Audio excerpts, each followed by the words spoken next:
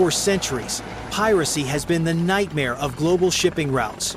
But no threat has been as persistent, as violent, and as lucrative as modern Somali piracy.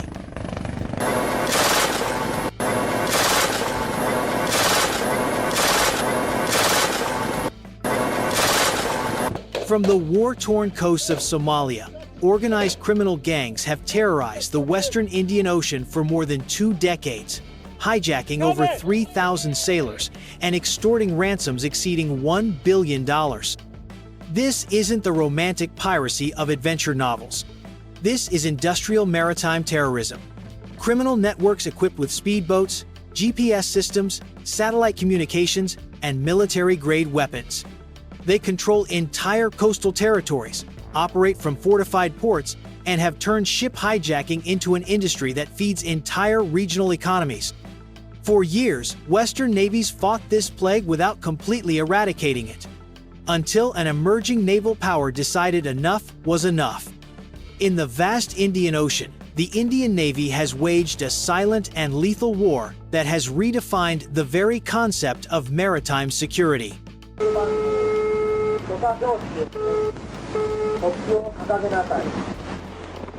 In the most dangerous waters on the planet, 1,400 nautical miles from the Indian coast, something extraordinary is about to happen. A 7,000-ton destroyer sails silently under the dawnlight. Its radar detects a threat that shouldn't exist in the year 2024. Aboard the INS Kolkata, 260 sailors prepare for a mission that will forever change the fight against modern piracy. But this story began 16 years earlier, with a single shot that echoed across the entire Indian Ocean.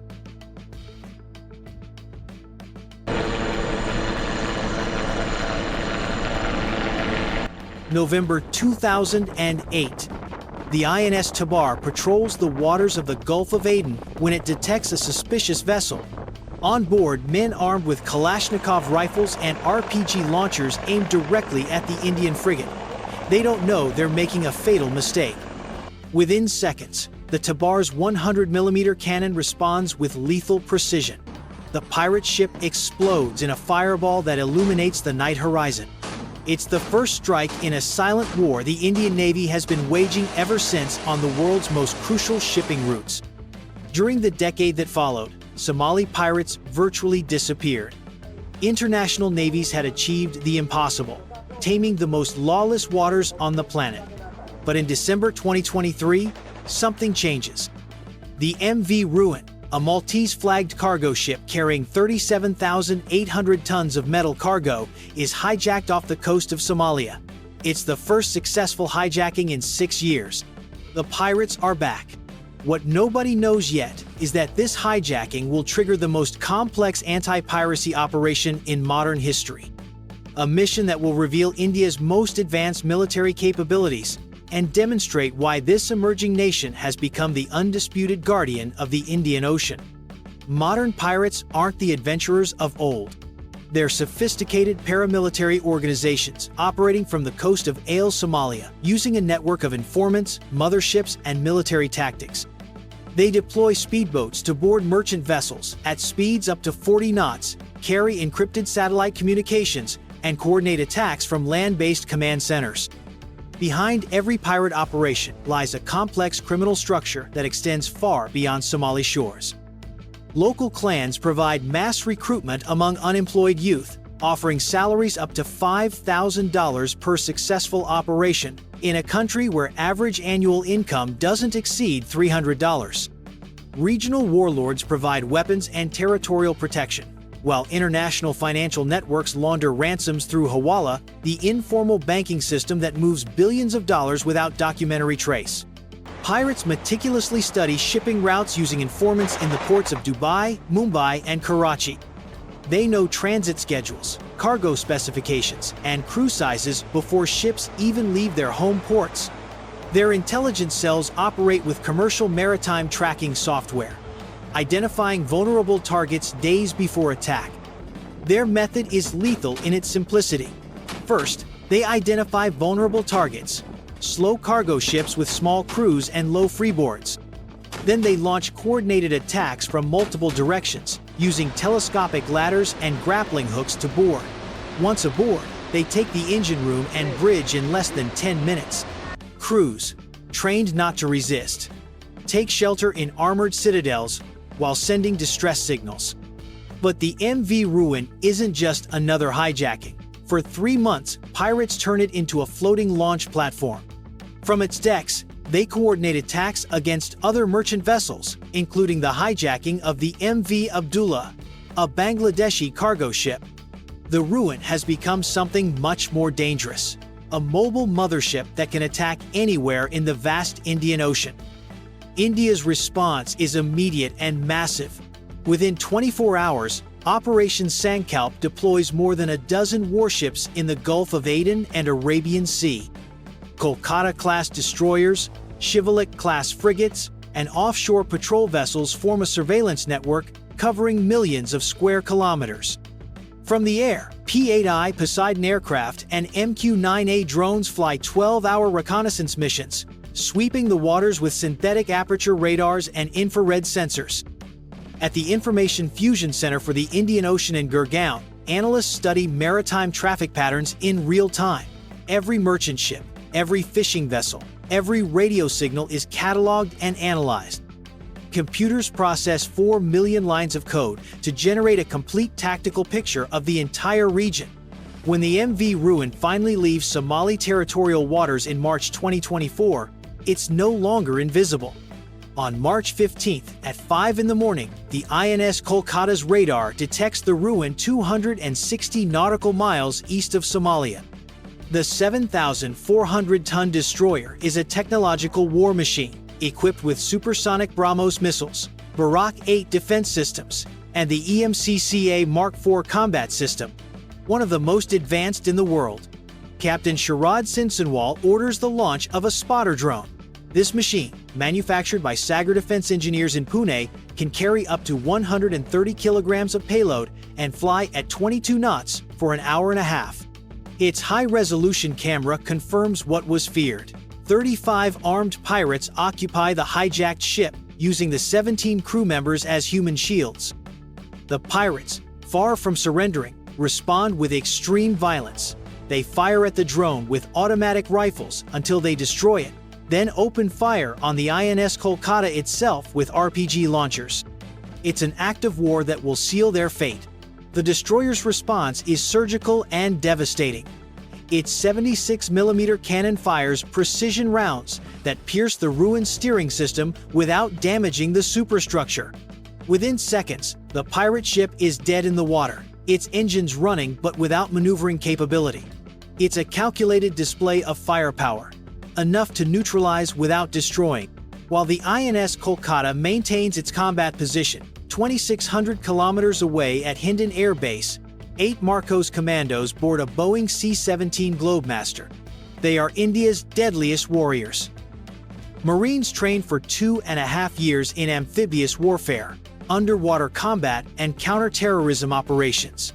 Their dropout rate during training exceeds 80%. Only the toughest survive. Each Marcos weighs over 80 kilograms fully equipped. They carry Tavor assault rifles, Sig Sauer pistols, explosive charges, and satellite communication equipment. Their neoprene suits are designed for tropical water operations, and their helmets integrate night vision systems and tactical communications. They are human combat machines optimized for a single mission: lethal maritime warfare. The C-17 flight takes 10 hours. At 40,000 feet altitude, the aircraft heads directly toward the intercept point while the commandos review their equipment one last time. 1,500 kilometers from the coast, they begin preparations for the jump. 2 combat rubberized raiding craft assault boats are prepared for parachute deployment. Each boat can transport 8 men at 40 knots in combat conditions. The jump is executed with millimetric precision. At 20,000 feet altitude, the Marcos commander checks his altimeter one last time. Wind is blowing at 15 knots from the northeast. Water temperature is 28 degrees Celsius. Perfect conditions for an amphibious infiltration. The C-17's rear cargo door opens like the jaws of a metal whale. The wind's roar drowns out any verbal communication. The commandos communicate only through gestures. raised index finger, closed fist, thumbs down. At exactly 2 in the afternoon, 8 black silhouettes jump into the void. Parachutes deploy in diamond formation over the Indian Ocean, while assault boats descend suspended in special harnesses.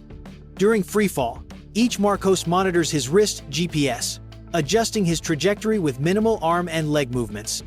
The target is an exact water point, 500 meters from the Ruen, outside the pirates' direct line of sight. Impact with the water is like hitting liquid concrete. The boats splash down with violent impacts that send spray 15 meters into the air. Within seconds, the commandos unhook their parachutes, activate 40 horsepower Mercury engines, and check their weapons. The Tavor rifles are dry and operational. Stun grenades hang from their tactical vests like lethal fruit. In less than 15 minutes, both Marcos teams are in attack formation, their black helmets barely visible above the waves as they approach the Ruen from starboard and port simultaneously. Their breathing is slow, controlled, almost meditative. Each man is a human war machine about to activate. From the air, a P-8I Poseidon records every second of the operation. This aircraft, based on the Boeing 737, is the eyes and ears of the Indian Navy. Its APY-10 radar can detect submarine periscopes 100 kilometers away, while its magnetic anomaly detection system identifies metal holes beneath the surface. Armed with Mark 54 torpedoes and Harpoon missiles, it's as lethal as the destroyers it protects. On the Ruen's deck, pirates watch the deployment with growing desperation. They fire flares, but no help is coming. The Indian Ocean has become a closed perimeter of Indian steel. The INS Subhadra, a 2,500-ton patrol vessel, approaches from the west. High-altitude MQ-9A Sea Guardian drones maintain continuous surveillance from 20,000 meters altitude. Indian technological superiority is overwhelming. Each ship operates with integrated data systems that allow real-time information sharing. The Kolkata's M2248 MF-STAR radars can simultaneously track 600 aerial, maritime, and terrestrial targets. Its combat system processes data from multiple sensors to generate a three-dimensional tactical picture that updates every second. As the Marcos approach, Captain Sinsunwal opens direct communications with the pirates. His message is simple: immediate surrender or face the full force of the Indian Navy. The pirates, aware they're surrounded by an armada that exceeds their resistance capacity by astronomical proportions, begin to yield. Surrender comes at 3:30 in the afternoon. One by one, 35 pirates throw their weapons overboard and raise their hands. Marcos commandos board the Ruen with surgical precision, securing each deck in tactical sequence. In less than 30 minutes, the ship is under Indian control. The subsequent inspection reveals the scope of the pirate operation. The Ruen was carrying a complete arsenal: assault rifles, grenades, rocket launchers, and enough ammunition for multiple attacks. Pirates had established an improvised command center with satellite radios, GPS, and detailed maps of shipping routes. It's evidence of a sophisticated criminal network extending far beyond Somalia. But this operation is just one piece of a much larger puzzle. Between December 2023 and March 2024, the Indian Navy records 17 piracy-related incidents in its area of responsibility. Each frustrated attack, each successful rescue, each show of force sends a clear message: the Indian Ocean belongs to India. The INS Sumitra demonstrates this reality with brutal efficiency. In January 2024, this offshore patrol vessel executes 2 rescues in 36 hours. The first operation begins when the Iranian fishing vessel MV Ruen sends a coded distress signal. On board, 17 fishermen crouch in the hold while 11 armed pirates control the bridge. The Sumitra approaches like a predator stalking its prey. Its Chetak helicopter takes off from the flight deck and circles the fishing vessel menacingly, while boarding teams in black combat uniforms appear visible on the patrol vessel's rails.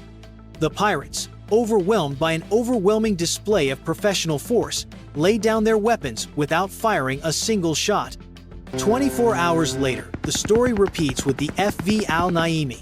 This time, 19 Pakistani fishermen cry with relief when Indian commandos cut their bonds and escort them to deck. Their families in Karachi had feared they'd never see them alive again.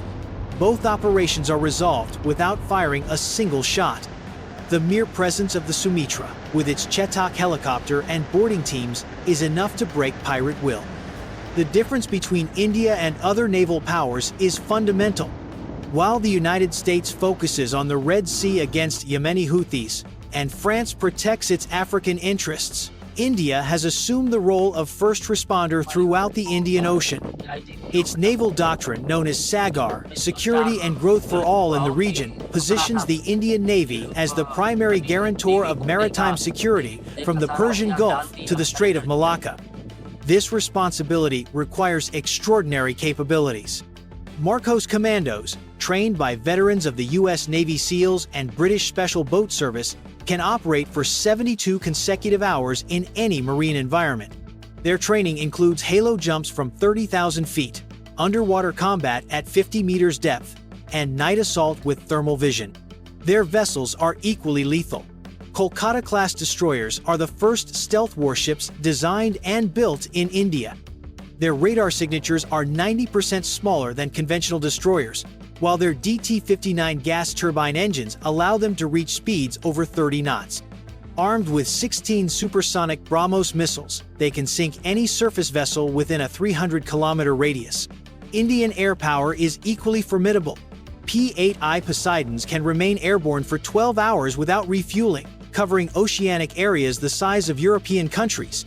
Their acoustic sensors can detect diesel-electric submarines at distances up to 100 kilometers, while their guided torpedoes can pursue submerged targets for more than 30 minutes. Drone technology marks a particular advantage. Spotter multicopters can take off and land on moving decks in winds up to 30 knots. Their 130-kilogram payload capacity allows them to transport electronic warfare systems, explosive charges, or specialized communication equipment. With 90 units in service and 60 more in production, the Indian Navy operates the largest naval drone fleet outside the United States. This technological superiority translates into devastating operational results for piracy. Since 2008, the Indian Navy has escorted more than 1,500 merchant ships without losing a single one to pirate attacks. The message is unequivocal. Attacking commercial traffic in the Indian Ocean means facing one of the world's most lethal navies. Indian naval intelligence is equally sophisticated.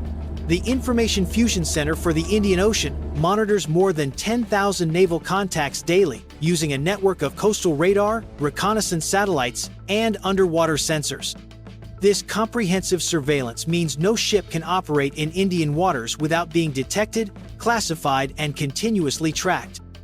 Military satellites RISAT-2 and Cartosat-3 provide meter-resolution images that can identify vessels as small as fishing boats from 500-kilometer-high orbits. Their synthetic aperture radars penetrate clouds and operate 24 hours a day, generating maritime traffic maps that update every 6 minutes. Artificial intelligence processes this data avalanche using pattern recognition algorithms developed by the Center for Development of Advanced Computing in Pune. Systems can predict probable routes of suspicious vessels, identify anomalous navigation behaviors, and automatically alert about unusual maritime traffic concentrations. Pirate communications are intercepted by naval listening stations equipped with 30-meter diameter directional antennas. Signal analysts decipher rudimentary codes, triangulate transmission positions, and build maps of criminal networks based on communication patterns. When pirates turn on a radio, the Indian Navy already knows their exact location. Crew training reflects this operational excellence. Indian naval officers study for 4 years before specializing in surface, submarine, or air warfare. The result is a naval force with technical competence levels comparable to the world's most advanced navies. This professionalization is evident in every anti-piracy operation. During the MV Ruen rescue, the INS Kolkata maintained combat position for 40 consecutive hours without operational degradation. This integrated capability makes India a regional naval superpower with global reach. When the INS Kolkata rescued the MV Ruen 1,400 nautical miles from home, it demonstrated that the Indian Navy can operate effectively anywhere in the Indian Ocean. The human cost of these operations is virtually zero for India. In 16 years of anti-piracy operations, the Indian Navy hasn't lost a single sailor in combat against pirates. This lethal effectiveness reflects both technological superiority and tactical excellence of Indian naval forces. For pirates, however, facing the Indian Navy has become a suicidal exercise. The 35 pirates captured on the MV Ruen now face trials in Mumbai under the Maritime Anti-Piracy Act of 2022. This legislation allows prosecution of pirates captured in international waters, closing legal loopholes that previously hindered convictions. Indian deterrence operates on multiple levels. At the tactical level, its naval patrols make it virtually impossible to operate mother ships in Indian Ocean waters. At the operational level, its satellite tracking capabilities mean no hijacked ship can remain hidden for more than 24 hours. At the strategic level, its willingness to employ lethal force has eliminated the perception of impunity that previously motivated pirate attacks. This transformation is visible in the statistics. Between 2008 and 2017, pirate attacks in the Indian Ocean fell from 236 per year to virtually zero. The 2023 resurgence lasted less than 4 months before the Indian response eliminated it completely. In the waters where it all began, the INS Tabar continues patrolling 16 years after sinking its first pirate ship. Its current crew has never seen a real act of piracy. For them, the Indian Ocean is a peaceful sea protected by the constant vigilance of their navy. From the bridge of the INS Kolkata, sailing back to Mumbai with 35 prisoners in its cells, Captain Sin Sanwal watches the horizon, where the sun sets behind the safest waters on the planet. There are no pirate ships lurking in the distance. No distress signals crackling on the radios. Only the silence of absolute naval power. India has transformed the Indian Ocean from a piracy highway into a private lake defended by one of the world's most lethal navies. In these waters, attacking a merchant vessel means awakening a naval giant that responds with surgical precision and overwhelming force. Somali pirates have learned the hardest lesson of modern maritime power. In the Indian Ocean, there's only room for one dominant navy, and that navy flies the flag of the Republic of India. This transformation represents something much deeper than a simple military victory. For millennia, the Indian Ocean was the highway of global commerce, connecting Kerala's spices with Roman ports, carrying Chinese silk to Arab markets, transporting the riches that built empires. Today, those same routes carry 60% of the world's oil and 40% of global maritime trade. India, heir to this ancestral maritime tradition, has reclaimed its destiny as guardian of these sacred waters. It's no coincidence that the country that gave the world astronomical navigation and the concept of commercial monsoons is now the dominant naval power in the ocean that bears its name. It's the fulfillment of a geographical prophecy written in ocean currents and trade winds. Subscribe if you want to discover how emerging powers are redefining the balance of power in the world's most dangerous oceans.